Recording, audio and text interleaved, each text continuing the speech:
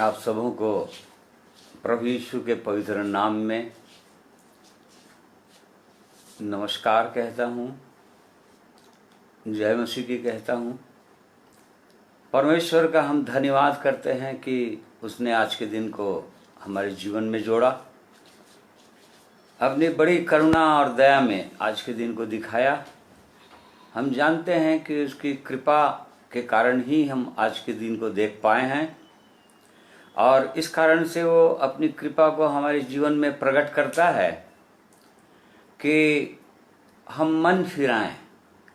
परमेश्वर की कृपा हमको मन फिराना सिखाती है और इसलिए आज के दिन में भी, जबकि आज सारा संसार प्रभु यीशु मसीह के मृतकों में से जी उठने के दिन को स्मरण करते हैं, पर्व के रूप में मनाते हैं, परमेश्वर का हम धन्यवाद करते हैं कि ऐसे अवसरों में परमेश्वर के पवित्र प्रेम, प्रभु यीशु मसीह के दुखों की चर्चा करते हैं। पिछले शुक्रवार को हमने प्रभु यीशु मसीह के द्वारा क्रूस पर टंगे हुए कहे गए 7 वाणियों के विषय में हमने सीखा, हमने ध्यान किया और आज के दिन में फिर से परमेश्वर ने हमको यह सुंदर अवसर दे दिया है कि परमेश्वर के पवित्र प्रेम की ओर हम देखें, उसके पुनरुत्थान की ओर हम देखें और उस पुनरुत्थान की सामर्थ्य को अपने व्यक्तिगत जीवन में समझें। मैं धन्यवाद करता हूं आप सबों का, जितने लोग मेरे साथ आज के दिन में जुड़ रहे हैं। बहुत सारे प्रिय लोग जुड़ गए हैं और अपने बहुत सारे प्रिय लोग जुड़ने वाले हैं। जितने लोग भी जुड़ते हैं और इसके बाद भी जितने लोग इसमें रिकॉर्डेड मैसेज को सुनते हैं, उन सबों का मैं धन्यवाद करता हूं और उन सबों के लिए मैं प्रार्थना करता हूं कि परमेश्वर आप सबों को अपने पवित्र वचन के द्वारा आशीषित करे, अपने पुनरुत्थान के सामर्थ्य को हर एक के जीवन में प्रकट करे। और इस कारण से आइए हम आरंभ करने से पहले परमेश्वर के चरणों में आए, प्रार्थना करें। मेरे साथ सब लोग अपने सरों को झुकाइए। प्रेमी परमेश्वर पिता, हम आपका धन्यवाद करते हैं आपके पवित्र प्रेम के लिए, इन अवसरों के लिए, आज के दिन के लिए जिसे आपने हमारे जीवन में दिया, जिसे आपने बनाया, ताकि हम और भी आपके प्रेम की गहराई को, ऊंचाई को, लंबाई को, चौड़ाई को समझ सकें, उस धन्य आशा को समझ सकें जो आपने अपने विश्वास करने वालों के लिए रखा है।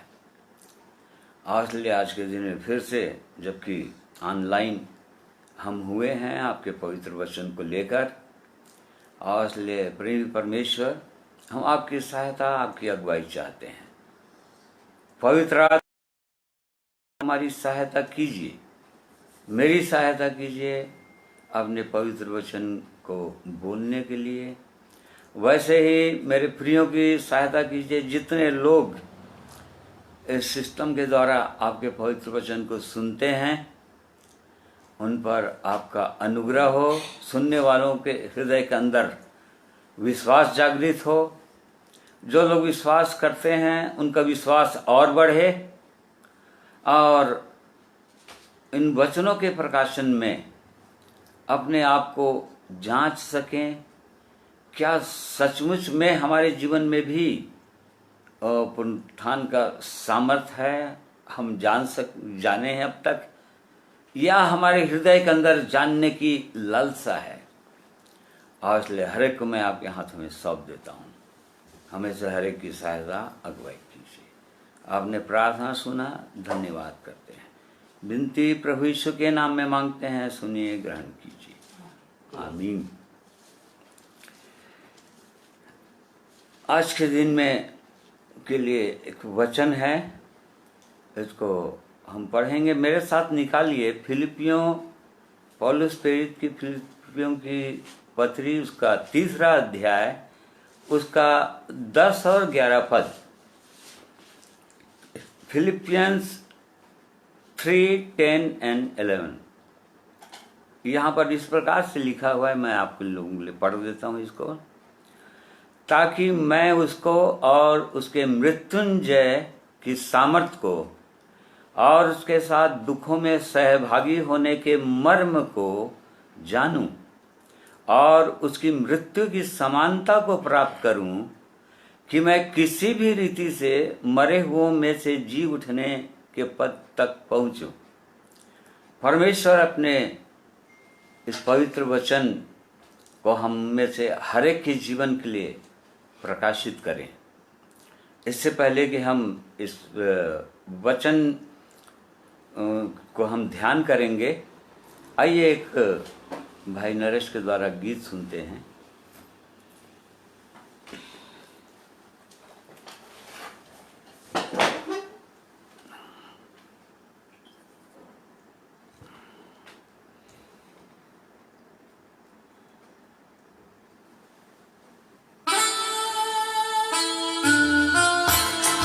प्रभु यीशु के बिना हम कुछ नहीं कर सकते, इसी पे आधारित एक प्रभु की महिमा के लिए गीत गाऊंगा।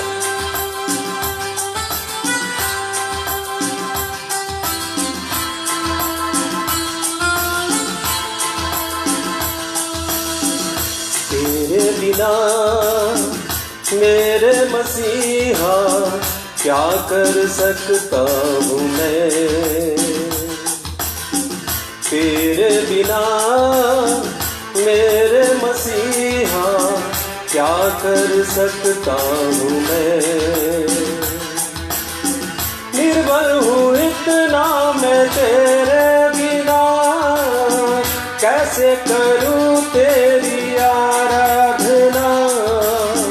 निर्बल हूँ इतना मैं तेरे बिना, कैसे करूँ तेरी आराधना। तेरे बिना मेरे मसीहा क्या कर सकता हूँ मैं, तेरे बिना मेरे मसीहा क्या कर सकता हूँ मैं।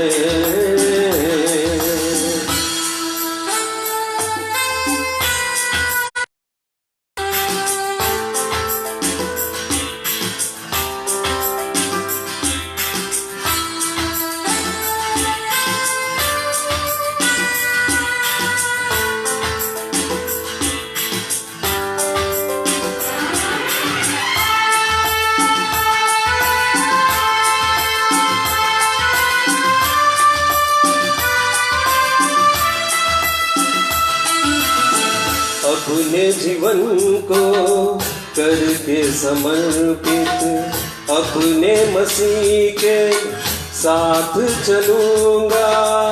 अपने जीवन को करके समर्पित के साथ चलूंगा।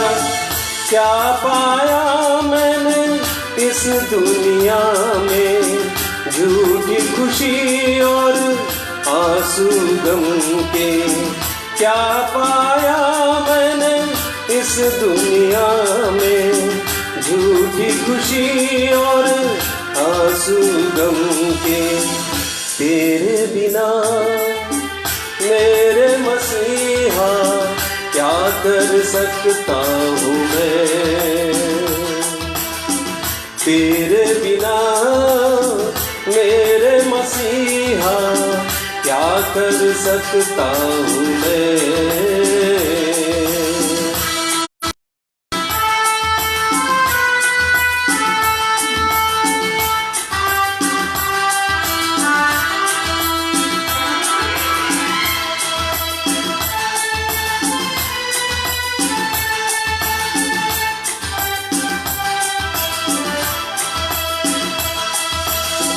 संभाला है मेरे कदमों को तूने, भटक न जाऊं राहों से तेरे संभाला है मेरे कदमों को तूने, भटक न जाऊं राहों से तेरे। संग संग मेरे तू रहता प्रभु जी, थामे रहता तू हाथ मेरा। संग संग मेरे तू रहता प्रभु जी, थामे रहता तू हाथ मेरा। तेरे बिना मेरे मसीहा क्या कर सकता हूँ मैं, तेरे बिना मेरे मसीहा क्या कर सकता हूँ मैं। निर्बल हूँ इतना मैं तेरे बिना, कैसे करूँ तेरी आराधना। निर्बल हूँ इतना मैं तेरे बिना, कैसे करूँ तेरी आराधना। तेरे बिना मेरे मसीहा क्या कर सकता हूँ मैं, तेरे बिना मेरे मसीहा क्या कर सकता हूँ मैं। Praise the Lord. प्रभु का धन्यवाद।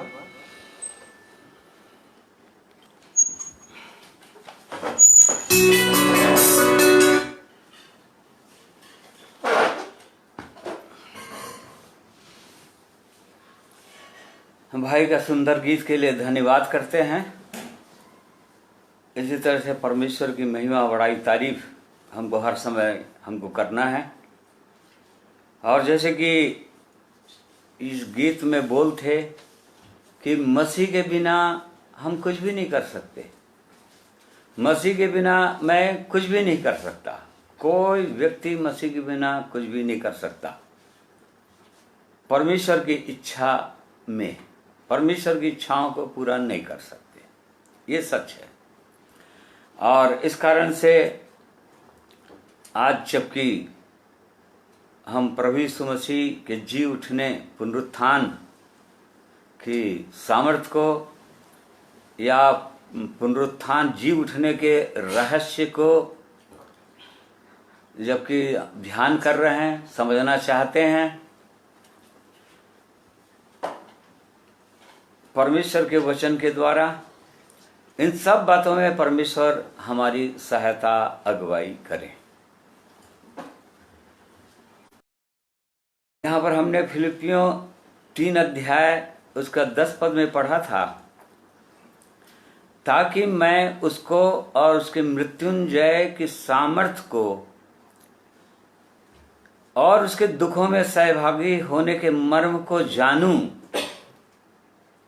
ताकि उसकी मृत्यु की समानता और उसकी मृत्यु की समानता को प्राप्त करूं, कि मैं किसी रीति से भी मरे हुए में से जी उठने के पद तक पहुंचूं।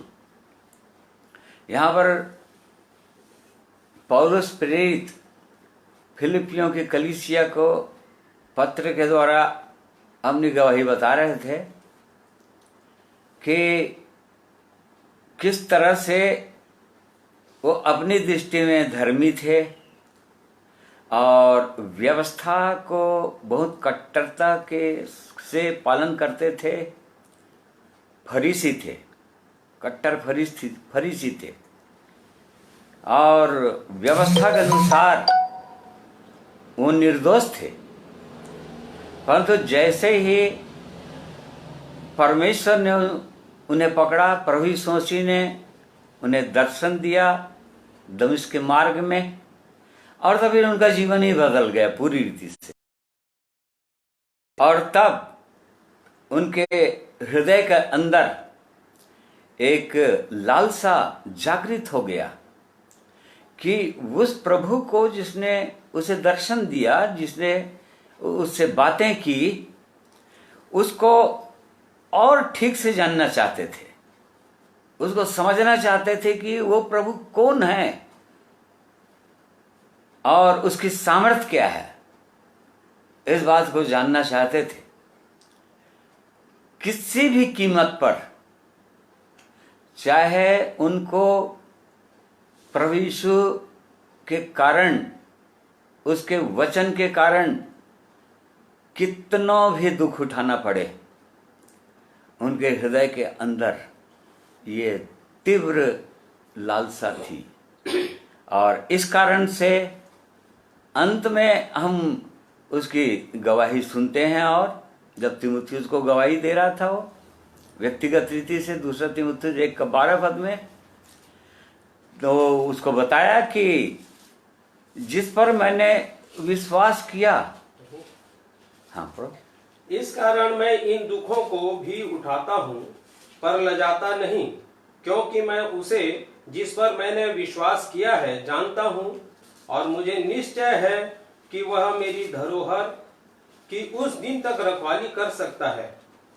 बस यहाँ पर तीमुथियुस को गवाही देते हुए इस बात को प्रकट कर रहा है, जानना चाहता था, तीव्र इच्छा थी मेरे अंदर, उसके लिए मैंने जो जो मेरे लाभ की थी वो सब कुछ को मैंने हानि समझ लिया मसीह के कारण से, और बहुत दुख उठाया। यहां पर वो बता रहा है कि मैं इन दुखों को भी उठाता हूं ताकि मैं उसको जानूं। और तीमुथियुस को बोल रहा है, मैंने जिस पर विश्वास किया था मैं उसको जान गया, उसको व्यक्तिगत रीति से मैं जान गया, उसके पुनरुत्थान की सामर्थ्य को भी जान गया कि वो कैसे मरे हुओं को जिलाता है, या जो चीज है ही नहीं, या जो कार्य असंभव है उसको वो करता है पूरा। वो इस बात को उसने प्रकट किया। और इस कारण से हमको भी इस बात को जानना ही चाहिए अपने व्यक्तिगत जीवन में। क्या हम उस प्रभु को, प्रभु यीशु को, क्या हम हमारे हृदय में भी उसको जानने की इच्छा है? क्योंकि उसको जानना ही अनंत जीवन है। जैसे कि प्रभु यीशु ने यूहन्ना जॉन 17:3 में कहा था कि अनंत जीवन यह है कि अद्वैत, हाँ, और अनंत जीवन यह है कि वे तुझ एकमात्र सच्चे परमेश्वर को और यीशु मसीह को जिसे तूने भेजा है जाने। हाँ, ये अनंत जीवन है। यदि कोई उस सच्चे परमेश्वर को और प्रभु यीशु को, जो परमेश्वर से होकर इस पृथ्वी पर आए, उसको व्यक्तिगत रीति से यदि जान गए, उसके विषय में तो बहुत कुछ जानते हैं।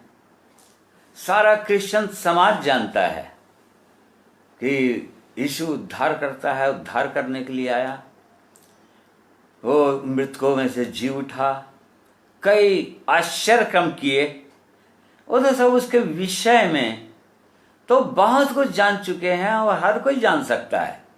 और उसके विषय में जान सकते हैं तो उसके विषय में प्रचार भी कर सकते हैं, उसके विषय में बता भी सकते हैं। परंतु क्या उसको व्यक्तिगत रीति से हम जाने हैं? यहां पर पौलुस के अंदर ये तीव्र इच्छा थी। इस कारण से चाहे मुझको कितना भी दुख उठाना पड़े, चाहे मुझको कुछ भी त्याग करना पड़े, उसको जानने के लिए मुझको कुछ भी बलिदान देना पड़े, कितना भी कीमत चुकाना पड़े, मुझको जानना है, उसको व्यक्तिगत रीति से जानना है। और वो जान गया। हमको भी जानने की तीव्र इच्छा होनी चाहिए, उसको हमको जानना ही चाहिए। हमको कह सकना चाहिए पौलुस के समान कि हाँ, मैंने भी जिस यीशु पर विश्वास किया था कभी, और उसको अब मैं जानता हूँ। अब मैं उसके व्यक्तिगत रीति से मैं उसका अनुभव करता हूँ, ये हमारे जीवन में गवाही हो जाना चाहिए। हर एक के जीवन में एक गवाही हो जाना चाहिए, क्योंकि परमेश्वर की सिद्ध इच्छा और मनसा यही है। यहाँ लिखा है उसके मृत्युंजय की सामर्थ्य को, अर्थात उसके जी उठने की सामर्थ्य को हम उसके मृत्युंजय के दिन के विषय में चर्चा कर रहे हैं, जब वो मृतकों में से जी उठा, जिसके विषय में स्वयं प्रभु यीशु ने मर्था को कहा था यूहन्ना 11:25 में कि पुनरुत्थान और जीवन मैं ही हूँ। जो कोई विश्वास करता है यदि मर भी जाए तो जी उठेगा, और यदि विश्वास करता है और जीवित है तो कभी न मरेगा। तो उसने कहा था कि मैं पुनरुत्थान और जीवन हूँ, और ये सच है कि वो पुनरुत्थान और जीवन है। मृतकों में से जी उठा हुआ वो प्रभु है। इसको क्या हम जानते हैं, व्यक्तिगत रीति से जानते हैं। वैसे यदि जितने लोग प्रभु यीशु पर विश्वास करते हैं, जितने सारा संसार के सारे क्रिश्चियंस, उनसे यदि पूछा जाए कि क्या आप जानते हैं कि प्रभु यीशु जी उठा, तो सभी लोग अपना हाथ उठा देंगे। हाँ, हम जानते हैं, हाँ मैं जानता हूं क्यों मृतकों में से जी उठा।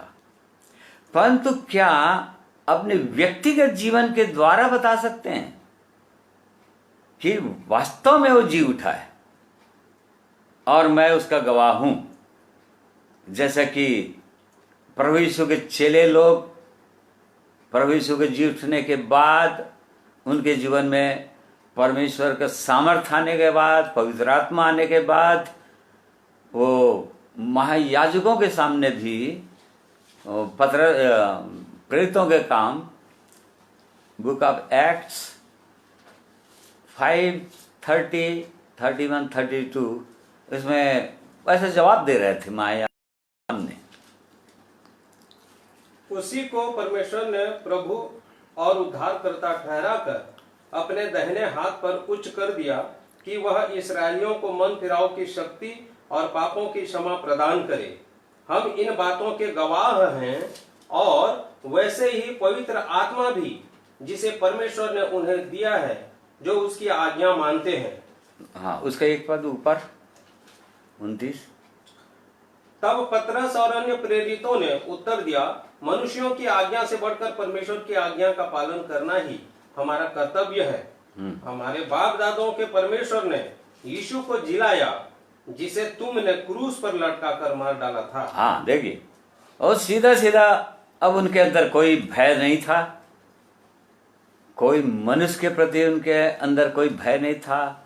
याजकों और महायाजकों के सामने उनके अंदर कोई भय नहीं था, इसलिए कि वो परमेश्वर के पुनरुत्थान के सामर्थ्य को अपने व्यक्तिगत जीवन में अनुभव कर रहे थे वो लोग, और इसलिए उनके सामने ऐसा बोल रहे थे, बड़े ही थे, जिसको तुमने कुछ पर चढ़ाया था, परंतु परमेश्वर ने उसको मरे हुए में से जिला दिया और वो सर्वोच्च स्थान पर बैठा दिया, और उसके हम गवाह हैं।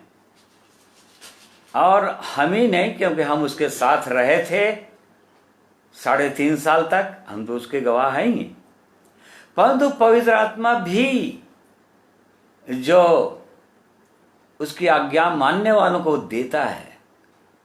आज हम कह सकते हैं, आज मैं कह सकता हूं, मैं तो उस घटना को मैंने तो देखा नहीं था, भौतिक रीति से मैं प्रभु यीशु के साथ तो रहा नहीं हूं, जैसा कि ये चेले लोग थे, और इसी कारण से पतरस ने कहा कि और पवित्र आत्मा भी गवाह है, जिनको परमेश्वर दे देता है, उनके हृदय के अंदर दे देता है, वो लोग भी उसके गवाह बन जाते हैं।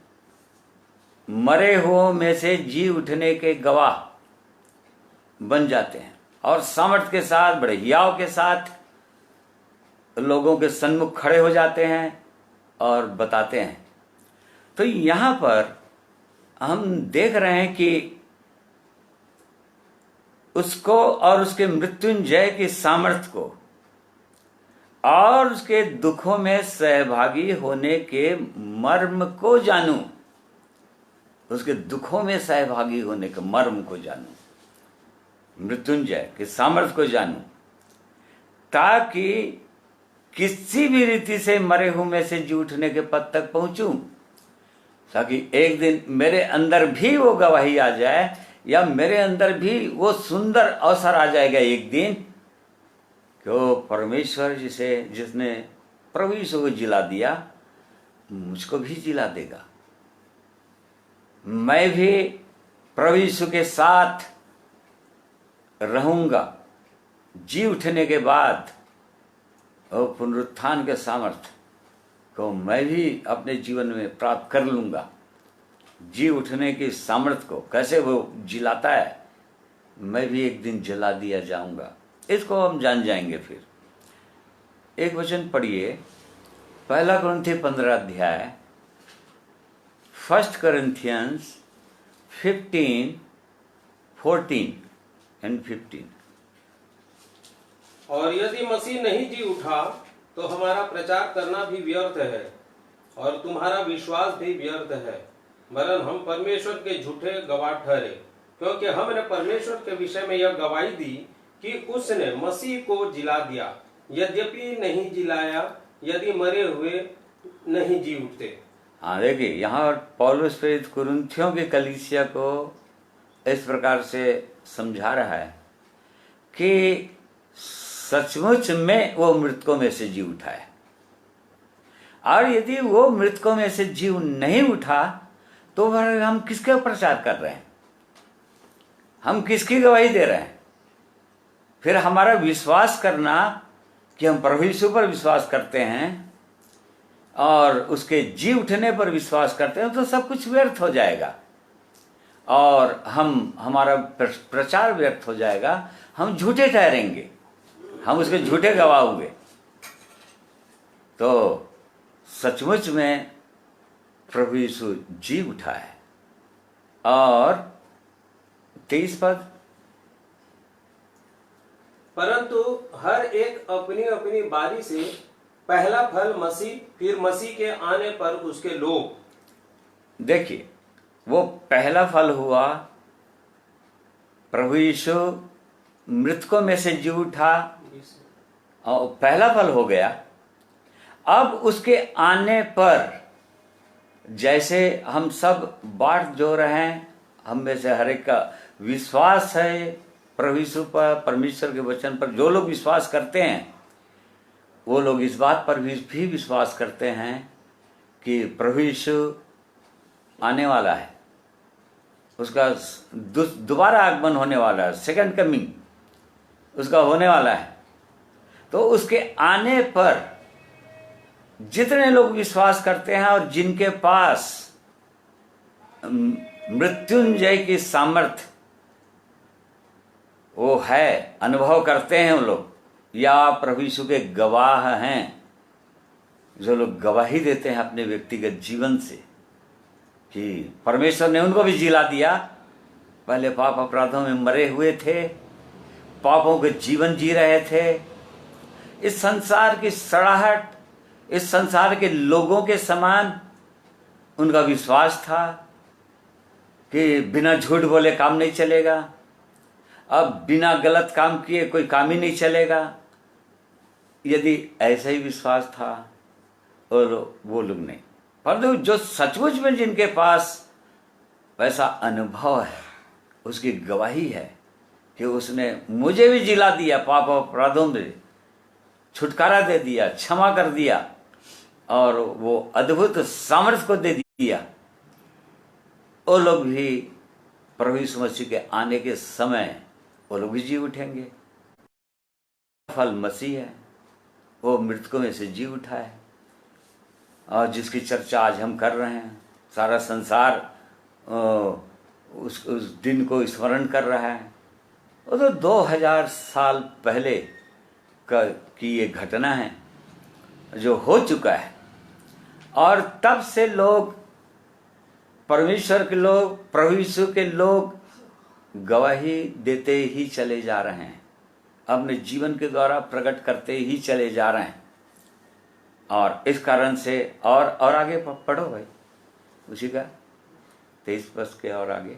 इसके बाद अंत होगा, उस समय वह सारी प्रधानता और सारा अधिकार और सामर्थ का अंत करके राज्य को परमेश्वर पिता के हाथ में सौंप देगा, क्योंकि जब तक वह अपने बैरियों को अपने पांव तले न ले आए तब तक उसका राज्य करना अवश्य है।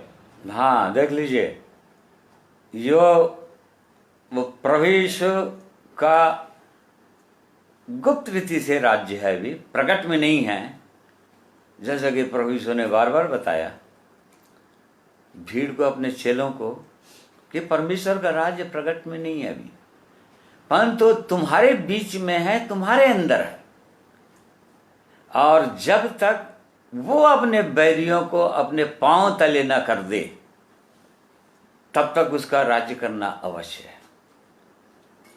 यदि हम समझते हैं कि हम प्रभु यीशु की देह हैं, मसीह हमारा सिर है और हम उसकी बॉडी हैं और सिर के साथ हम जुड़े हुए हैं, तो हमारे पांव के नीचे वो अपने शत्रुओं को, जो आज हमारे भी शत्रु हैं, शैतान की सेना, दुष्ट आत्माओं के द्वारा मनुष्य के जीवन में जो कार्य कर रहा है, घमंड, लालच, ईर्ष्या, झूठ, कपट, ये सारी चीजें जब तक वो हमारे पांवों के तले न कर दे, अर्थात उसके लोगों के पांव तले, जैसा कि रोमन्स 16 उसका 20 पद में लिखा हुआ है। शांति का परमेश्वर शैतान को तुम्हारे पांवों से, देखिए ये उसकी योजना, उस परमेश्वर की ये योजना है कि शांति का परमेश्वर तुम्हारे पांव के तले शैतान को शीघ्र कुचलवाएगा। वो हमारे पांव के तले, अर्थात हमारे व्यवहार, पांव हमेशा चाल चलन को दिखाता है। हमारे चाल चलन के द्वारा, हमारी बोली भाषा के द्वारा, हमारे कार्यों के द्वारा, हमारे सोच विचारों के द्वारा वो परमेश्वर शैतान को कुचल देना चाहता है, या हमको शैतान पर जय दिला देना चाहता है। जिस प्रकार से प्रभु यीशु ने जय पा लिया क्रूस पर जाकर, क्रूस पर अपनी मृत्यु देकर और मरे हुए में से जी उठकर, वो जयवंत से भी बढ़कर हमारा प्रभु हो गया। तो ये परमेश्वर की सिद्ध इच्छा और योजना है, और इस कारण से वो बहुत ही धीरज के साथ अपने लोगों की ओर देख रहा है कि उसके लोगों के जीवन के द्वारा ये शैतान कब कुचला जाएगा, जो आज भी उनके जीवन में राज्य करता है। बहुत सारे लोगों के जीवन में जो लोग ये दावा करते हैं कि वो प्रभु यीशु पर विश्वास करते हैं, या बहुत सारे लोग उद्धार पाए हुए हैं, हमारा नया जन्म हो गया है, पवित्र आत्मा हमको मिला है, पवित्र आत्मा की भरपूरी हमको है, परंतु उनके व्यवहारिक जीवन में देखने में आता है कि यहाँ तक बहुत बड़े बड़े स्पीकर्स, बहुत बड़े बड़े प्रचारक, जो बहुत बड़े बड़े भविष्यवक्ता कहलाते हैं, वो लोग रुपये का लोभी हैं। रुपये का लोभ उनके अंदर है, घमंड उनके जीवन में भरा हुआ है, और बड़े बड़े आश्चर्य कर्मों के द्वारा लोगों को लुभा देते हैं वो लोग। और लोग समझते हैं कि वही पवित्र आत्मा से लोग भरे हुए हैं, परंतु जांचते नहीं जीवन को। प्रभु यीशु ने पहचान बता दिया था, तुम पेड़ को उसके फलों से पहचान लोगे। उनके फलों को नहीं देखते, और इस कारण से शैतान आज भी बहुतों को भरमाने में सफल हो जा रहा है, बहुतों को भरमा कर रख दिया है। और जैसा प्रभु यीशु ने कहा कि प्रभु यीशु के आने से पहले बहुतों का प्रेम ठंडा हो जाएगा, बहुत सारे लोग भरमा दिए जाएंगे, बहुत सारे लोग विश्वास से गिर जाएंगे प्रभु यीशु के आने से पहले। ये तो होता ही चला जा रहा है, और इस कारण से आज हमको जानना चाहिए, हमको जांचना चाहिए कि वो पुनरुत्थान की सामर्थ आखिरकार वो है क्या चीज, वो हम कैसे अनुभव करें उसको, या कैसे जाने कि हमारे अंदर वो पुनरुत्थान की सामर्थ या परमेश्वर के सामर्थ या उसके साथ हम भी जी उठेंगे ही एक दिन, इसका अनुभव क्या हमारे पास है? कैसे जानेंगे, कैसे समझेंगे इस बात को हम? मेरे साथ निकालिए इब्रानियों की पत्री, उसका 6वां अध्याय,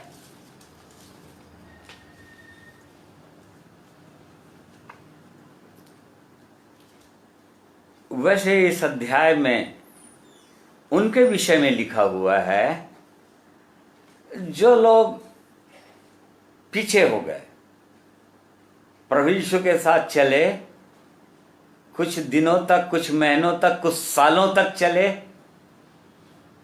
परंतु उसके बाद वो लोग पीछे हो गए, बैक हो गए। बैक स्लाइडर्स के विषय में लिखा हुआ है यहां पर। परंतु बैक स्लाइड होने से पहले, जब तक वो पीछे नहीं हटे थे, तब तक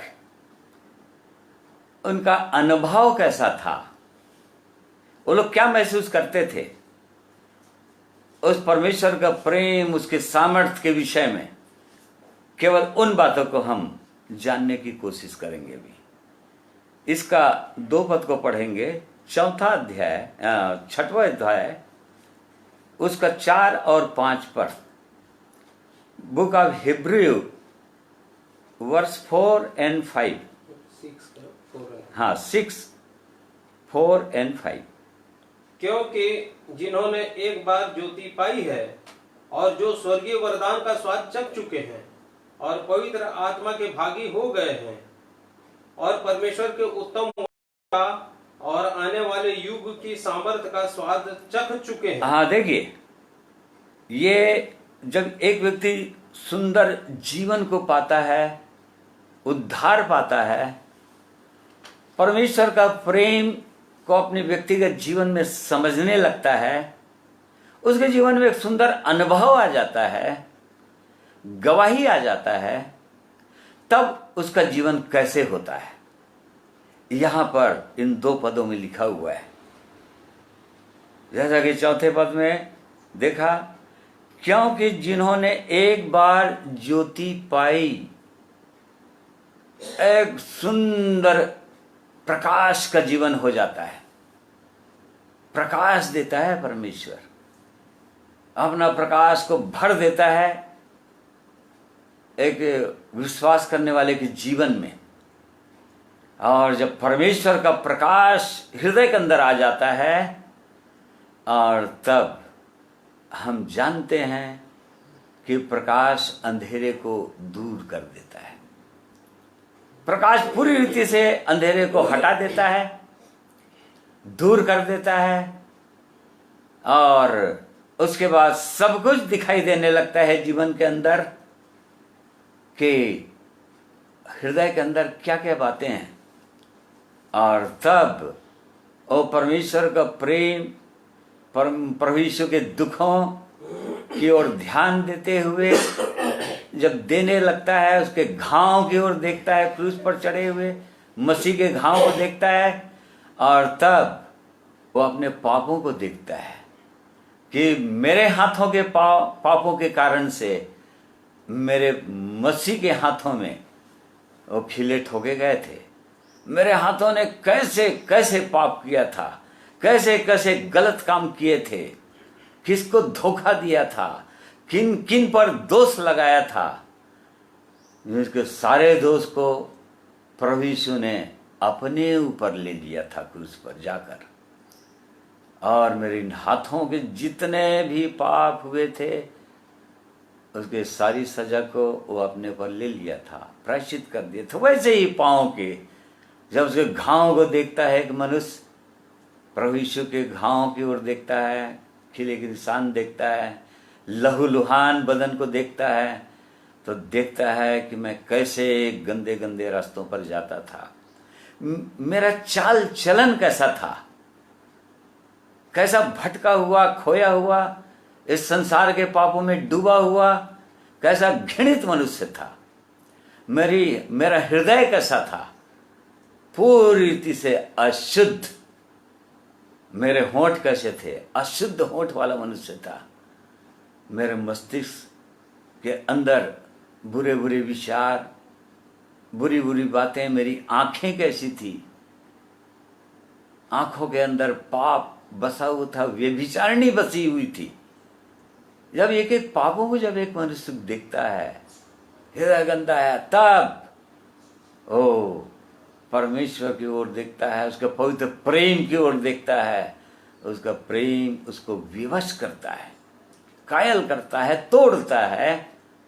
और इस बात को जैसे ही समझता है कि उस पापी से प्रेम करता है, मेरे पापों को अपने ऊपर ले लिया उसने, अपना पवित्र रक्त बहा दिया, उस रक्त से जैसे ही धुलता है, क्षमा मांगता है, एक एक पापों को स्वीकार करता है, उसके सारे पाप धुल जाते हैं और तब उसका हृदय पूरी रीति से प्रकाश से भर जाता है, उसका जीवन। अब कहीं पर कोई अंधकार की कोई बातें भी नहीं रहती, क्योंकि एक चीज भी प्रकाश के अंदर छिप नहीं सकता।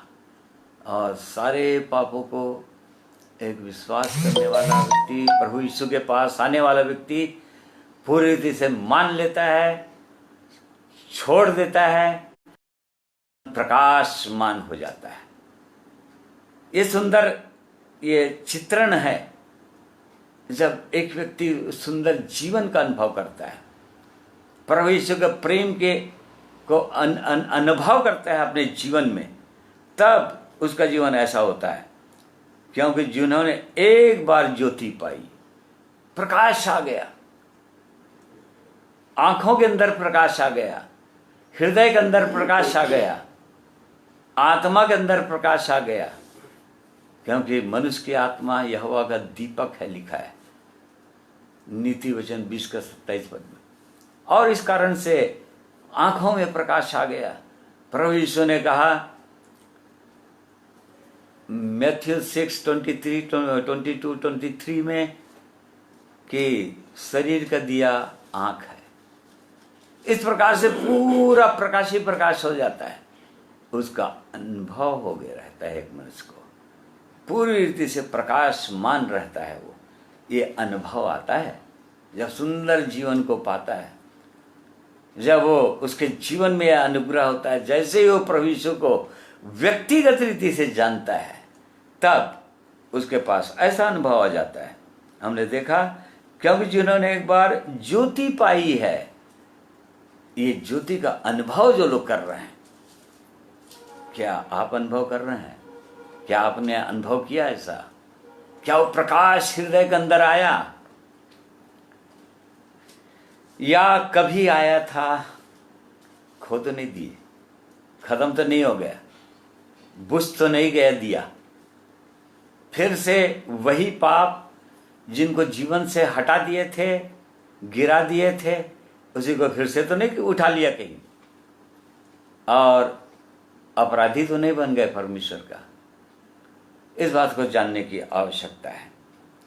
यहां पर जिन्होंने एक बार ज्योति और जो स्वर्गीय वरदान का स्वाद चख चुके हैं, स्वर्गीय वरदान, गिफ्ट ऑफ गॉड का स्वाद चख चुके हैं, वो कैसा स्वाद है उसका, कैसा अद्भुत आनंद है जो हृदय को भर देता है, आनंद से भर देता है। वो कैसी शांति है, वो कैसा प्रेम है जो अपने शत्रुओं से भी मेल करा देता है, शत्रुओं से भी प्रेम करने के लिए विवश कर देता है, अपने बैरियों को क्षमा कर देता है जिन्होंने हानि किया, जो हमारे विरोध में चले। वो कैसा प्रेम है, वो कैसा स्वाद है, वो उसको चख लिया। जो लोग चख लिए, ये सुंदर अनुभव आ जाता है, उसका प्रेम का अनुभव, स्वर्गीय वस्तुओं का अनुभव, वो पवित्रता का अनुभव कि हर एक अंधकार के कामों से अलग हो गए, हर एक उन बातों से परमेश्वर अलग कर देता है एक व्यक्ति को, पूरी रीति से पवित्रता ला देता है। जो ऊपर से वरदान आता है, याकूब 3 अध्याय में लिखा हुआ है, उसका 16 पद से आगे 16 पद में लिखा है, पर जो ऊपर से आता है वो पहले तो पवित्र होता है। ये पवित्रता का जीवन आ जाता है, अर्थात अलगाव का जीवन आ जाता है। अब उसको संसार से अलग कर देता है। अब संसार के साथ अब उसकी मित्रता नहीं है, और संसार की बातों से वो प्रसन्न नहीं होता, वो आंखों की अभिलाषाओं से प्रसन्न नहीं होगा। अब फिर से वही गंदी चीजों को, गंदी तस्वीरों को वो देखना पसंद नहीं करेगा। ये सुंदर अनुभव आ जाता है उसके अंदर। स्वर्गीय वरदान का स्वाद चख चुके हैं, ये अनुभव आगे रहता है। देख लीजिए, ये सुंदर अनुभव है जब प्रभु यीशु के पास कोई आता है, जब उसके सामर्थ्य को जब पाता है, तो ये अनुभव भी उसके जीवन में आ जाता है। और पवित्र आत्मा के भागी हो गए हैं। पवित्र आत्मा कब भागी हो चुका होता है, पवित्र आत्मा का छाप लगा देता है। वो परमेश्वर एक व्यक्ति के अंदर, वो सीलिंग है। परमेश्वर अपना सील अर्थात अपना अधिकार दे देता है कि अब से तुम मेरे पुत्र और पुत्रियां हो। अब वो अधिकार मिल जाता है, जैसे रोमन्स 8 उसका 16 पद में लिखा हुआ है कि पवित्र आत्मा, परमेश्वर का आत्मा आप ही हमारी आत्मा के साथ,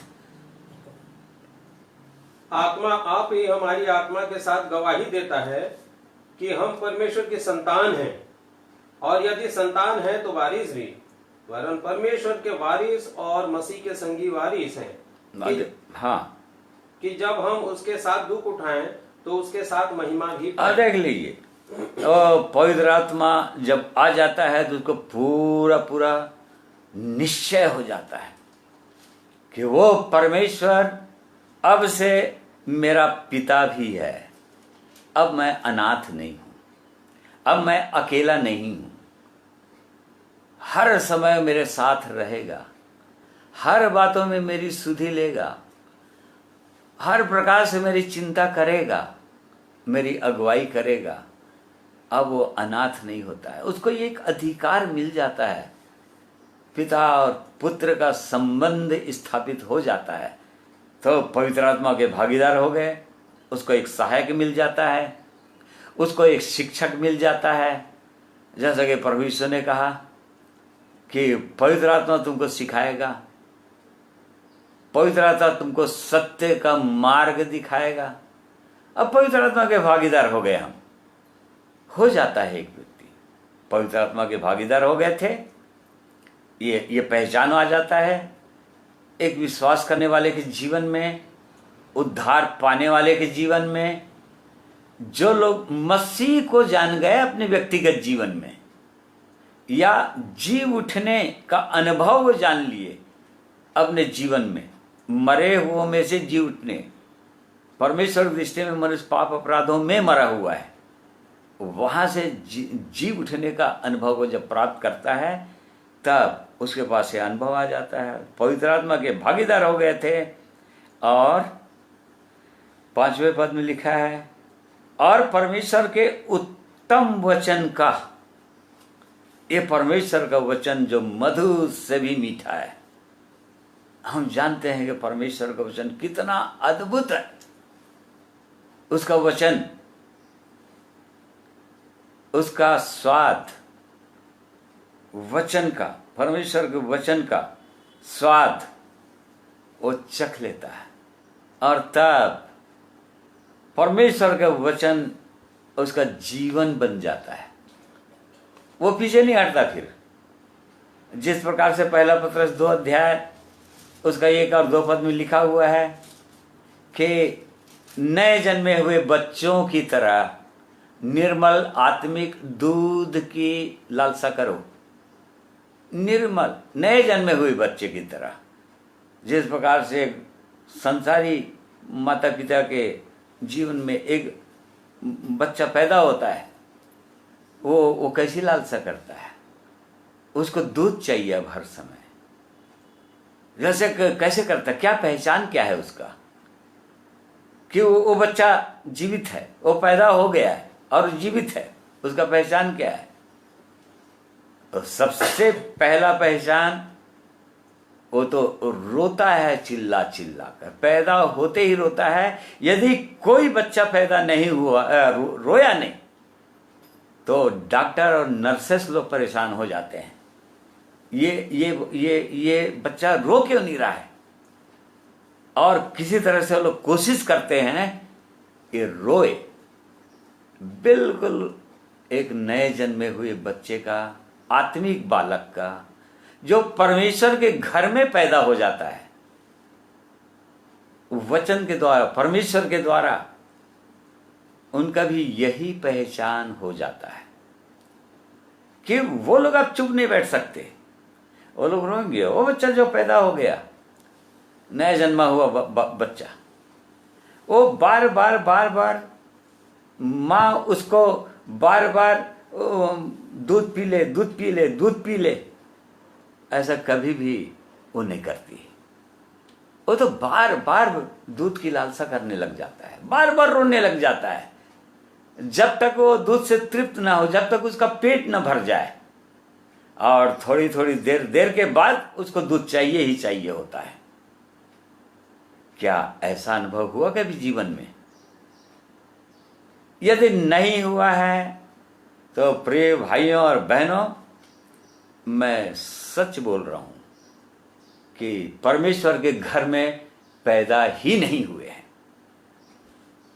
आत्मिक बालक बने ही नहीं हैं, नए जन्म हुआ ही नहीं है। कभी ऐसा नहीं हुआ तो वचन का स्वाद मिल जाता है और वचन चाहिए ही चाहिए उसको।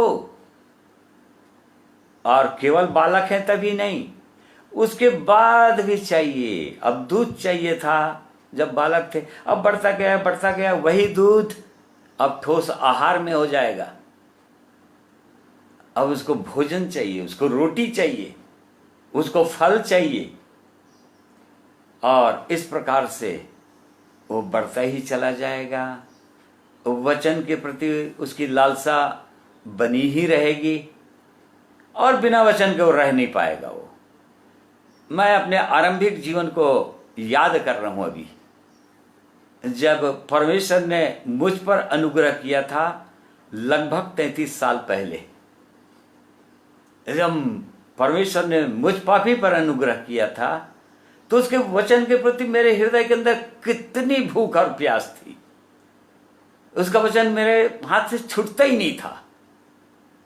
जब अवसर मिले तब पढ़ता था, जब अवसर मिले तब पढ़, जहां अवसर मिले हर समय उसका वचन, नया नियम मेरे पॉकेट में रहता था। जब भी कहीं बाहर जाऊं तो मैं जानता हूं इसको, इसलिए मैं अपने अनुभव से बता सकता हूं मैं।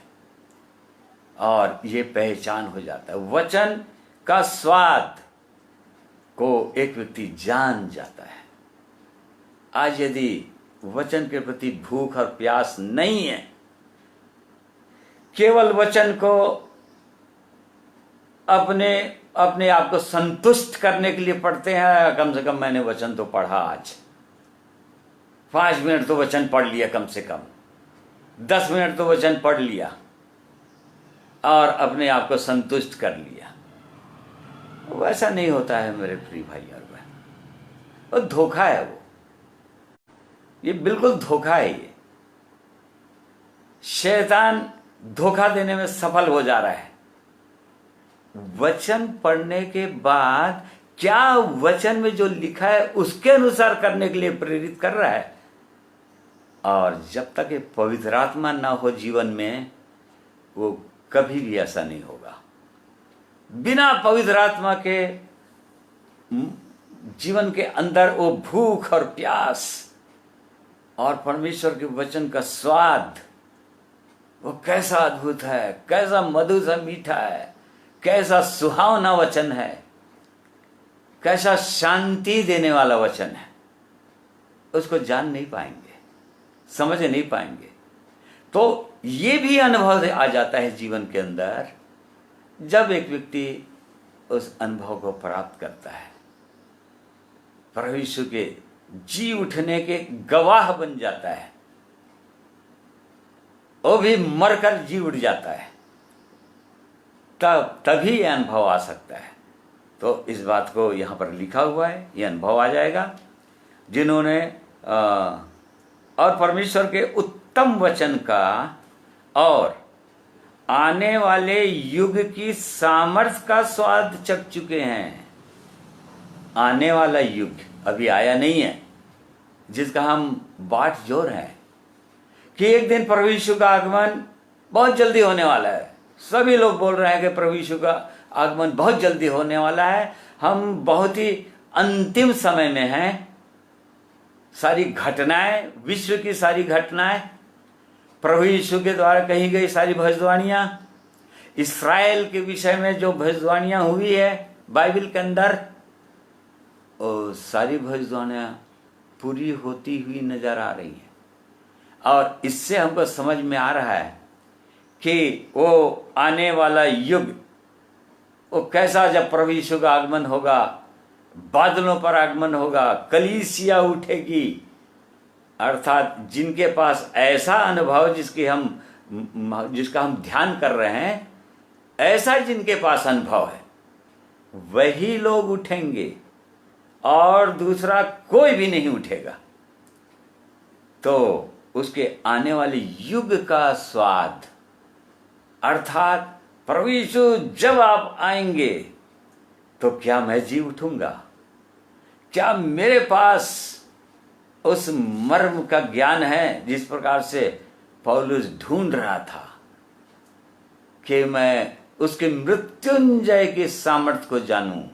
कैसे एक मनुष्य जीवित हो जाएगा, कैसे मनुष्य मरा हुआ चीज जीवित हो जाता है, या मरे हुए काम हमारे कैसे वो जीवित हो जाएंगे, कैसे एक्टिव हो जाएंगे, उसके आने वाले युग का स्वाद चख चुके हैं। क्या ऐसा चखे हैं?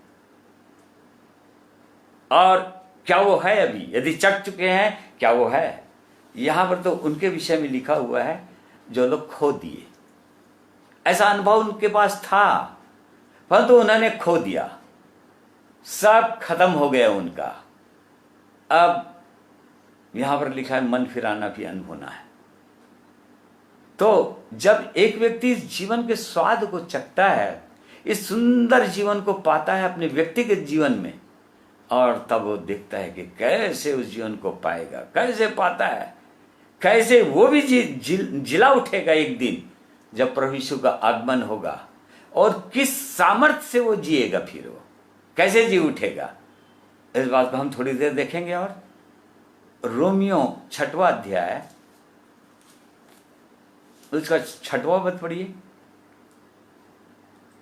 हम जानते हैं कि हमारा पुराना मनुष्यत्व उसके साथ क्रूस पर चढ़ाया गया, ताकि पाप का शरीर व्यर्थ हो जाए और हम आगे को पाप के दासत्व में न रहें। हाँ, और क्योंकि जो मर गया वह पाप से छूटकर धर्मी ठहरा। देखिए यहां पर फिर पढ़ो भाई। हम जानते हैं कि हमारा पुराना मनुष्यत्व उसके साथ क्रूस पर चढ़ाया गया। क्या आप जानते हैं? क्या आप जानते हैं? मुझे जानना है। यहां पर लिखा है, पौलुस बोल, हम जानते हैं कि हमारा पुराना मनुष्यत्व, एक एक व्यक्ति को, जो लोग उसके आने की बाट जो रहे हैं उनको ये जानने का अनुभव होना ही चाहिए, उनको जानना ही चाहिए। हम जानते हैं कि हमारा पुराना मनुष्यत्व उसके साथ क्रूस पर चढ़ाया गया, ताकि पाप का शरीर व्यर्थ हो जाए, ताकि ये पाप का शरीर है ये व्यर्थ हो जाए, और हम आगे को पाप के दासत्व में न रहे। आगे को पाप के दासत्व में हम न रहे, पाप हम पर प्रभुता ना करता रहे, झूठ हमारे जीवन में बना ना रहे, लालच हमारे जीवन में बना ना रहे, घमंड हमारे जीवन में बना ना रहे, आंखों के अंदर पाप जीवन के अंदर बना ना रहे, सोच विचारों के अंदर वो बुराइयां ना रहे, बुरी कल्पनाएं ना रहे, बुरी बातें ना रहे। ऐसा अनुभव क्या आपको पता है? क्या आप जानते हैं? यहां पर पौलुस पे लिख रहा है, हम जानते हैं, वो लोग जानते हैं जो लोग जी उठने वाले हैं। प्रभु यीशु का जब आगमन होगा तो वो लोग जी उठ जाएंगे। 8वां पद भाई। इसलिए यदि हम मसीह के साथ मर गए तो हमारा विश्वास यह है कि उसके साथ जिएंगे भी। हाँ देखिए, यदि मसीह के साथ कोई मर गया है तो जिनके पास ये अनुभव आ गया कि हाँ मसीह के साथ मैं भी मर चुका हूं, इस संसार के लिए, पाप के लिए, अपने लिए, अपने सोच विचारों के लिए मैं मर चुका हूं। अब इस संसार के लिए मैं जीवित नहीं हूं, अपने लिए जीवित नहीं हूं, अपनी इच्छाओं को, अपनी लालसाओं को, अपनी योजनाओं को पूरा करने के लिए अब मैं जीवित नहीं हूं, परंतु मसीह की इच्छा को पूरा करने के लिए जीवित। क्या ऐसा अनुभव आ गया है? यदि जी उठने की, यदि प्रभु यीशु के साथ जाने की यदि आशा रखे हुए हैं, यदि सोचते हैं कि प्रभु यीशु बादलों पर आएंगे तो मैं भी चला जाऊंगा उसके साथ, यदि ऐसी लालसा है, ऐसी इच्छा है, जांचने की आवश्यकता है। कहीं पाप की प्रभुता अभी तो अपने जीवन के अंदर नहीं है, कहीं अभी भी तो पाप हमारे जीवन में राज्य नहीं कर रहा है। क्या पाप अर्थात शैतान पाप करता है, लिखा है बाइबल में पहले या 3 अध्याय में, तो अभी भी शैतान का राज्य तो नहीं है जीवन के अंदर।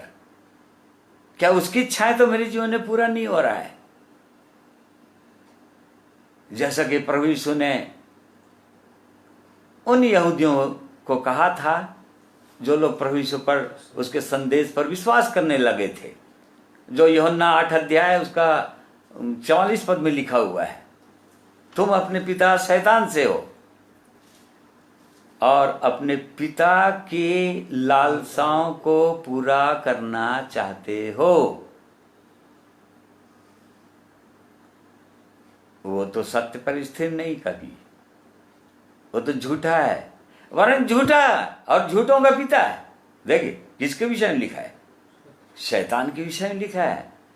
ये सीधा सीधा प्रभु यीशु इब्राहिम के संतान को बोल रहे थे, यहूदियों को बोल रहे थे। आज हमारी क्या दशा है? हमको जांचने की आवश्यकता है, व्यक्तिगत रीति से हम सबों को जांचने की आवश्यकता है, एक एक मनुष्य को जांचने की आवश्यकता है। जो लोग ये आशा लगाए बैठे हुए हैं कि प्रभु यीशु के साथ जाएंगे, हमेशा हमेशा के साथ उसके साथ रहेंगे, वो तो वही लोग जाएंगे जो उसका स्वाद को अभी भी चख रहे हैं, उसका अनुभव, स्वर्गीय वस्तुओं का अनुभव अभी भी कर रहे हैं। वही स्वर्ग का आनंद, उसके आने वाले युग का स्वाद भले पूरा नहीं है, पूरा हम नहीं जान रहे हैं। और पौलुस बोल रहा है इफिसियों के प्रति बयाने में, एडवांस के रूप में, थोड़ा, परंतु थोड़ा तो जानने की आवश्यकता है, उस अनुभव को तो प्राप्त करने की आवश्यकता है अपने व्यक्तिगत जीवन में, और नहीं तो फिर बहुत बड़ा धोखा होने वाला है। लोगों के जीवन के अंदर बहुत बड़ा धोखा होने वाला है। एक वचन और पढ़िए, 2 तीमुथियुस 2 अध्याय उसका 11वां पद। यह बात सच है कि यदि हम उसके साथ मर गए हैं तो उसके साथ जिएंगे भी। देख ली, बार बार परमेश्वर वचन में बात लिखा हुआ है। पौलुस प्रेरित यहाँ पर जो उसका प्रिय पुत्र था आत्मिक रीति से, तीमुथियुस, उसको लिख रहा है, यह बात सच है कि यदि हम उसके साथ अर्थात मसीह यीशु के साथ मर गए हैं तो उसके साथ जिएंगे भी। जब प्रभु यीशु का आगमन होगा तो उसके साथ हम जिलाए भी चले जाएंगे। कब्रें खुल जाएगी यदि हम कब्र में चले जाएंगे तो उसे कुछ फर्क नहीं पड़ता है। यदि उसके साथ मर गए हैं तो उसके साथ जिएंगे भी, और यदि हम धीरज से सहते रहेंगे तो उसके साथ राज्य भी करेंगे। और यदि हम धीरज के साथ सहते रहेंगे, इस संसार के क्लेशों को, दुखों को, परमेश्वर के वचन के कारण, मसीह यीशु के गवाह होने के कारण, गवाही देने के कारण से जो भी सताव आता है, अभी तो आने वाला है, बहुत बड़ा सताव आने वाला है विश्वासियों के अंदर, कलीसिया के अंदर, क्योंकि वो परमेश्वर आग से परखने वाला है कलीसिया को। तब जो लोग धीरज से सहते रहेंगे वो लोग उसके साथ एक दिन राज्य भी करेंगे, वो 1000 वर्ष के राज्य में उसके साथ राज्य करने का आ जाएगा। हर बार इस बात को परमेश्वर अपने पवित्र वचन में बताता ही चला जा रहा है। एक वचन और पढ़िए भाई, एक वचन और निकालिए, रोमन्स 8, बुक ऑफ रोमन्स 8:11। यदि उसी का आत्मा जिसने यीशु को मरे हुओं में से जिलाया तुम में बसा हुआ है, तो जिसने मसीह को मरे हुओं में से जिलाया वह तुम्हारी नश्वर देहों को भी अपने आत्मा के द्वारा जो तुम में बसा हुआ है जिलाएगा। हाँ, देख लीजिए कैसा लिख रहा है पौलुस प्रेरित। जिस प्रकार से परमेश्वर ने यीशु को जिला दिया, मृतकों में से जिला दिया, यदि उसी का आत्मा किसी भी विश्वासी के अंदर बसा हुआ है, यदि मेरे अंदर बसा हुआ है, यदि वो आत्मा बसा हुआ है, वो पवित्र आत्मा बसा हुआ है, यदि बसा हुआ है, तो जिसने जिलाया वही हमें भी जिला देगा। यहां पर वो आत्मा के विषय में लिखा है। आत्मा का अलग अलग जगहों में अलग अलग बोलता है। 9 अध्याय में जिनमें मसीह का आत्मा नहीं उसका जन्म भी नहीं। जिनके अंदर मसीह का आत्मा नहीं है वो उसका जन्म भी नहीं है, अर्थात मसीही भी नहीं है। भले कितनों भी अपने आप को मसीह कहलाते रहें, लोग कितनों भी मसीह मसीह बोलते रहें, परंतु यदि मसीह का आत्मा नहीं है उनके अंदर तो उसका जन्म नहीं है। और यदि परमेश्वर को आत्मा जो पुनरुत्थान की आत्मा है, जो जिला देने में जीवित कर देने वाली आत्मा है, यदि वो आत्मा जिनके अंदर बसा रहेगा प्रभु यीशु के आने के दिन, वही आत्मा जिसने यीशु को जिलाया वो हमको भी जिला देगा। और नहीं तो फिर धोखा खा जाएंगे, नहीं तो जिलाए नहीं जाएंगे और धोखे में रहेंगे, जिलाए जाने का अनुभव नहीं होगा। तो क्या अब सोचने की आवश्यकता है, प्रभु यीशु तो मुर्दों में से जी उठा 2000 साल पहले और बार में जन्म लिए हैं, तो बचपन से इस पर विश्वास करते आ रहे हैं। बचपन से, बड़े होने से, जवानी से और अब तक जितने भी उम्र के हैं, इस बात पर विश्वास कर रहे हैं। परंतु क्या आप कह सकते हैं कि मैं उसका गवाह हूं? अर्थात परमेश्वर का सामर्थ्य मेरे अंदर है। प्रभु यीशु ने कहा था अपने शिष्यों को कि यरूशलेम को न छोड़ना, क्योंकि मैं जाऊंगा, पिता के पास विनती करूंगा और तुमको सामर्थ्य भेज देगा, अर्थात पवित्र आत्मा भेज देगा। और जब पवित्र आत्मा तुम पर आएगा तब तुम सामर्थ्य पा जाओगे और मेरे गवाह हो जाओगे। यरूशलेम में, यहूदिया में, सामरिया में और पृथ्वी के छोर तक, अर्थात जहां भी हम जाएंगे, जहां भी हम रहते हैं, जिनके जिनके साथ भी हमारी संगति होती है, हमारा मुलाकात होता है, हमारी बातचीत होती है, हम गवाह होंगे। किसके गवाह? प्रभु यीशु मसीह के जी उठने के गवाह, कि हाँ, उसने मुझको भी जिला दिया है। मैं भी मरा हुआ था पापों में, सड़ा हुआ था, संसार की सड़ाहट में सड़ा हुआ था, मेरी आंखों में पाप बसा हुआ था, मेरा हृदय गंदा था, मेरा जीवन सड़ाहट का जीवन था, दुखों का जीवन था,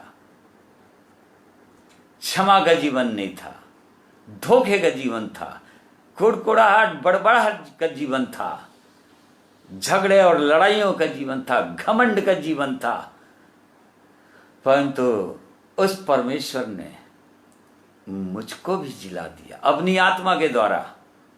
अभी जो पापों में जो मरा था वहां से मुझको जिला दिया, और इस कारण से मैं भी उसका गवाह हो गया, हम भी उसके गवाह हो गए। जिनके अंदर परमेश्वर का आत्मा आ जाता है और कार्य करने लगता है, वो उनके गवाह होते हैं। बहुत से लोग क्लेम करते हैं कि उनके अंदर पवित्र आत्मा आ गया, किसी चीज को देखकर या कोई चिन्ह को देखकर सोचते हैं कि पवित्र आत्मा आ गया। परंतु परमेश्वर का वचन क्या कहता है? याकूब की पत्री जेम्स 4:5। क्या तुम यह समझते हो कि पवित्र शास्त्र व्यर्थ कहता है? जिस आत्मा को उसने हमारे भीतर बसाया है, क्या वह ऐसी लालसा करता है जिसका प्रतिफल डाह हो? डाह हो? क्या पवित्र शास्त्र व्यर्थ कह रहा है? क्या परमेश्वर के वचन में व्यर्थ बातें लिखी हुई है? यदि हम कहते हैं, यदि मैं कहता हूं कि मेरे अंदर परमेश्वर ने अपनी आत्मा बसा दिया मेरे, और उसके बाद मेरे अंदर डाह है, और यदि डाह है तो ऊपर 3 अध्याय 3:16 में लिखा हुआ है, क्योंकि जहां डाह और विरोध होता है वहां बखेड़ा और हर प्रकार का दुष्कर्म भी होता है। देख लीजिए, यदि डाह और बखेड़ा होता है तो वहां पर हर प्रकार का दुष्कर्म होगा। फिर उसके हृदय के अंदर हर प्रकार का दुष्कर्म होगा। फिर क्या ऐसी गवाही है आपके पास? क्या हमारे पास ऐसी गवाहियां हैं? हाँ, परमेश्वर ने मेरे अंदर आत्मा बसाया है, और उसके बाद भी मैं झूठ बोल सकता हूं आराम से, मैं लालच कर सकता हूं, रुपये का लोभ मेरे अंदर है, घमंड मेरे जीवन में है, अहंकार की बातें मेरे जीवन में है, एक दूसरे विरोध की बातें मेरे जीवन में है। यदि ऐसा कर रहे हैं, प्रिय भाइयों और बहनों, धोखे का जीवन, शैतान धोखा दे रहा है, धोखे से निकालना चाह रहा है परमेश्वर एक मनुष्य को। धोखा मत खाइए, ये धोखे का जीवन है, पवित्र आत्मा बसा नहीं हुआ है।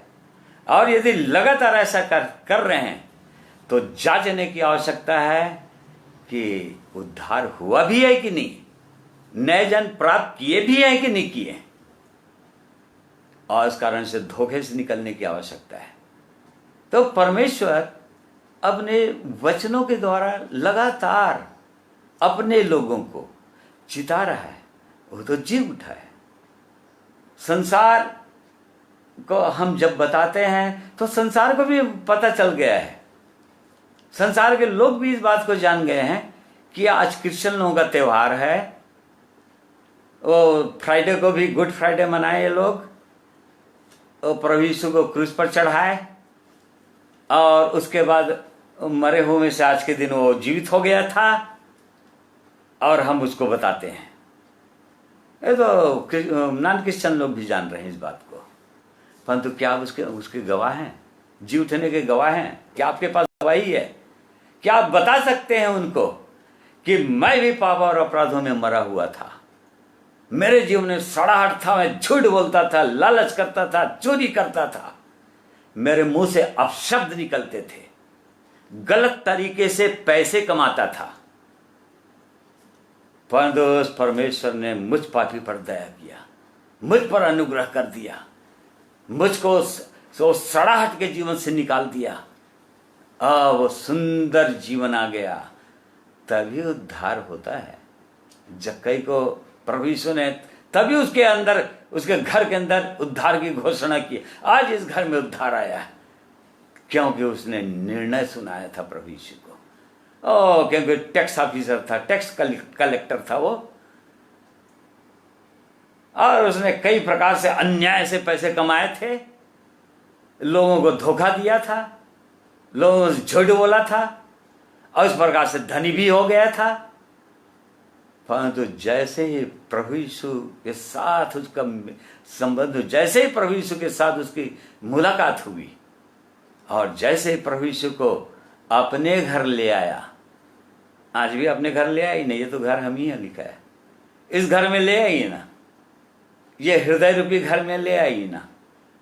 और तो प्रभु अभी बोल रहा है, मैं द्वार पर खड़ा हुआ खटखटा रहा हूं। ये द्वार, हृदय जो है घर है, ये मुंह द्वार है, उसमें ले आई ना, अंगीकार कर लीजिए ना, स्वीकार कर लीजिए, प्रभु आ जाइए मेरे हृदय के अंदर। मैं भी अन्यायी हूं, मैंने भी धोखा दिया लोगों को, मेरे मुंह से भी कई गंदी गंदी बातें निकलती रहती है, मेरे भी आंखों में पाप बसा हुआ है, मैं गंदी गंदी तस्वीरों को और पोर्नोग्राफी को और ऐसे इंटरनेट के हर गंदी वस्तुओं को, चीजों को मैं देखना पसंद करती मेरी आंखें। स्वीकार कर लीजिए ना, और तब वो घोषणा कर देगा प्रभु यीशु, आज इस घर में उद्धार आया, और तब उस उद्धार का अनुभव पाएंगे और तब फिर पापों में से जी उठने का अनुभव को प्राप्त करेंगे, और तब परमेश्वर का आत्मा अर्थात पवित्र आत्मा हृदय के अंदर आ जाएगा, जो प्रेम की आत्मा है, जो आनंद और शांति की आत्मा है, जो सामर्थ्य की आत्मा है, जो पापों पर जय दिलाने वाली आत्मा है, वो आत्मा आ जाएगा। और तब लोगों को सचमुच में बता सकेंगे कि मेरा प्रभु यीशु जी उठा है। यही बात तो आज सारी दुनिया के धर्म को से अलग कर देता है, मसीहियत, क्योंकि प्रभु यीशु मुर्दों में से जी उठा और जी उठकर अपने शिष्यों पर प्रकट हुआ, और उसके बाद अभी भी जो उसके पीछे चल रहे हैं उनके हृदय के अंदर प्रकट होकर अभी भी अपनी सामर्थ्य को प्रकट करता ही चला जा रहा है। यही बात तो सारी दुनिया को बताना है हमको, उसके गवाह बनना है। क्या उसके गवाह हैं आप? और इसलिए उसके गवाह हमको बन जाना है। प्रिय भाइयों और बहनों, उसकी सहायता, उसकी अगुवाई हमको करना है। वो हमारी सहायता, हमारी अगुवाई करना चाहते हैं।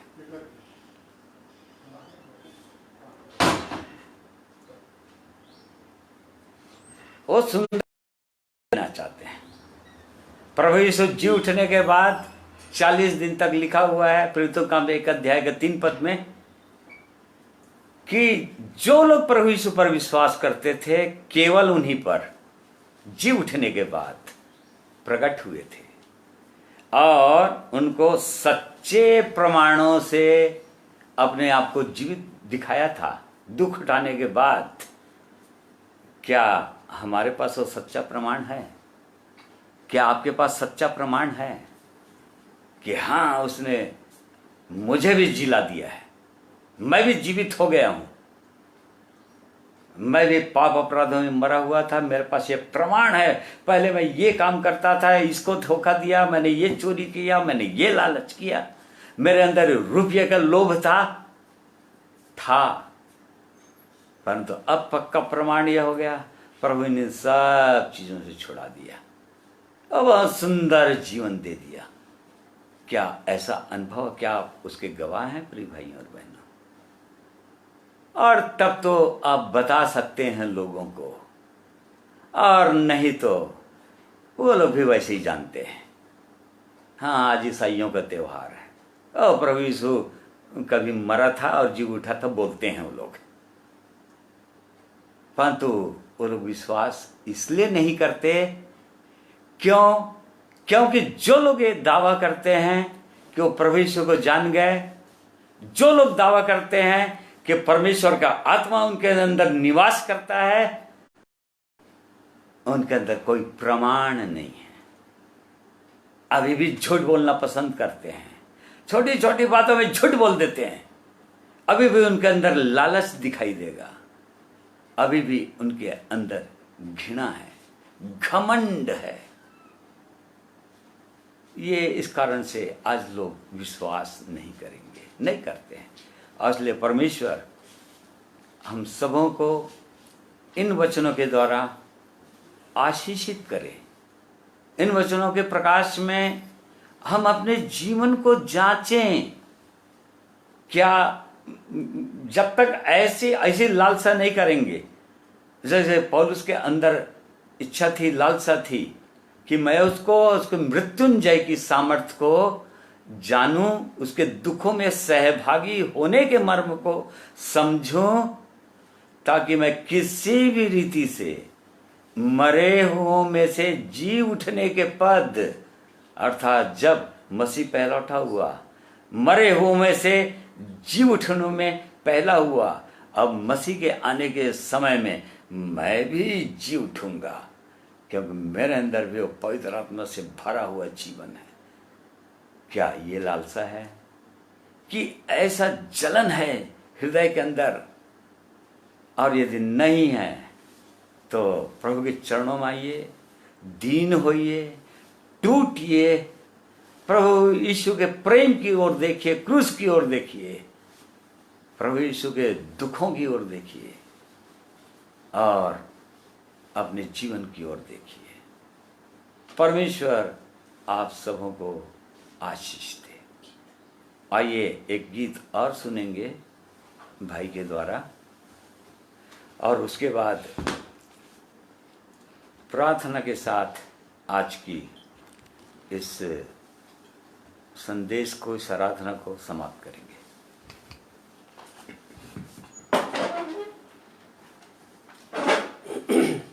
प्रभु यीशु मसीह से बहुत वर्ष पहले राजा दाऊद, जिसके वंश से प्रभु यीशु मसीह स्वयं आए, उस समय से राजा दाऊद जब आराधना करते थे परमेश्वर की, तो 50वें अध्याय में लिखा है सच्ची आराधना।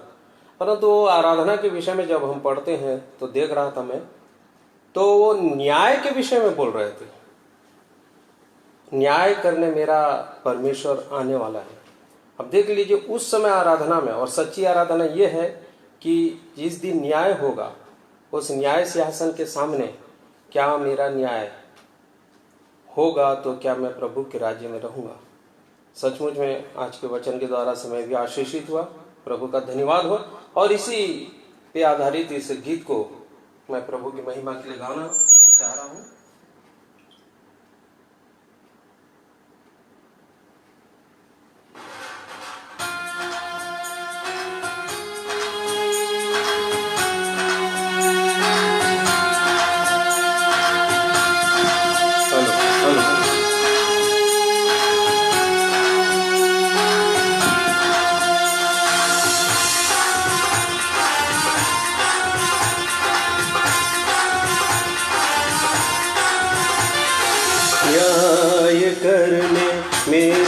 परमेश्वर देखो आने वाला है, न्याय करने मेरा परमेश्वर देखो आने वाला है।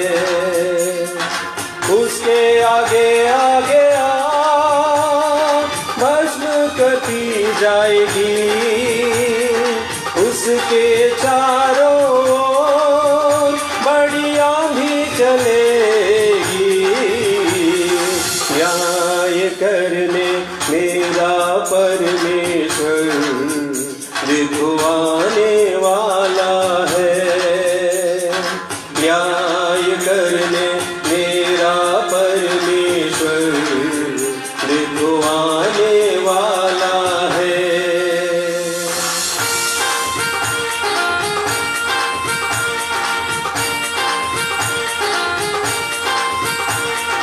उदयाचल से अस्ताचल तक पृथ्वी के लोगों को बुलाया है।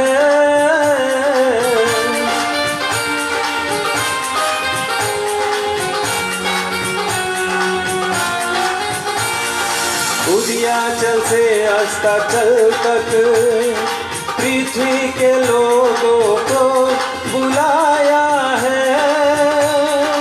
अपनी प्रजा का न्याय करने आकाश पृथ्वी को पुकारा है।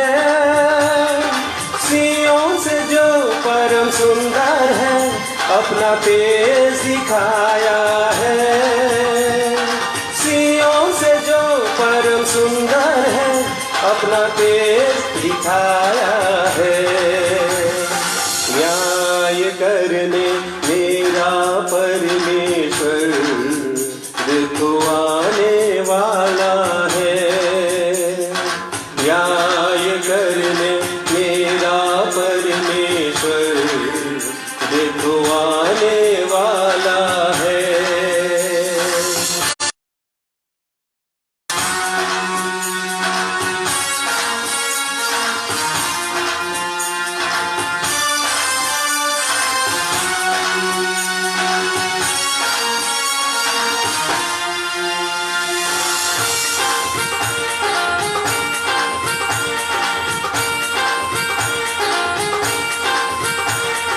हे जाति जाति के लोगों, पापों से अपने मन फिराओ तुम।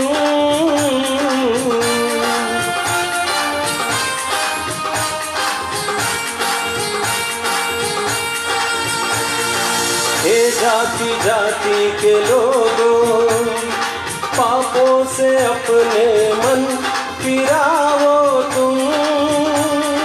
शरीर की अभिलाषा से न अपने लिए नरक कमाओ तुम। यीशु प्रभु वो दयालु है, शरण उसकी आ जाओ। यीशु प्रभु वो दयालु है, शरण उसकी आ जाओ। न्याय करने मेरा परमेश्वर देखो आने वाला है। न्याय करने मेरा परमेश्वर देखो आने वाला है। उसके आगे आगे भस्म कटी जाएगी, उसके चारों बड़ी आंधी चलेगी। न्याय करने मेरा परमेश्वर देखो आने वाला है। न्याय करने मेरा परमेश्वर देखो आने वाला है। न्याय करने मेरा परमेश्वर देखो आने वाला है।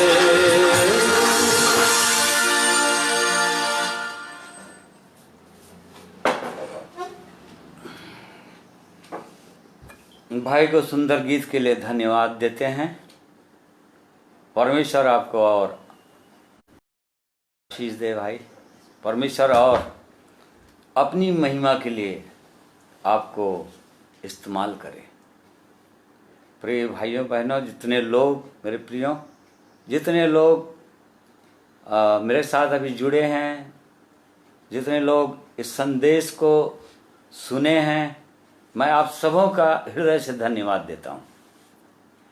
और भी लगातार इन वचनों को अपने जीवन में अनुभव कीजिए, मनन कीजिए, अपने जीवन को जांचिए और अधिक जानने की यदि इच्छा होती है तो आप मुझसे कांटेक्ट भी कर सकते हैं।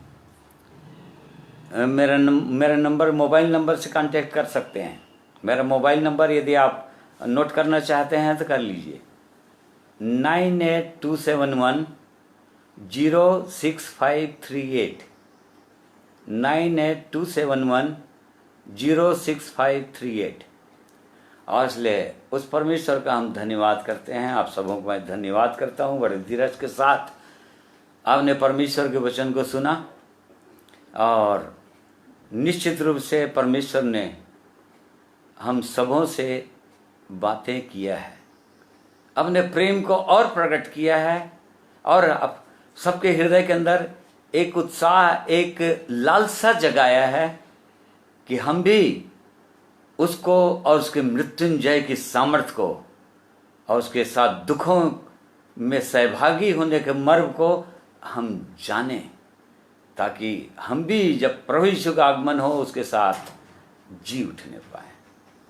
आप सबों को मैं जय मसीह कहता हूँ, सबों को मैं धन्यवाद करता हूँ।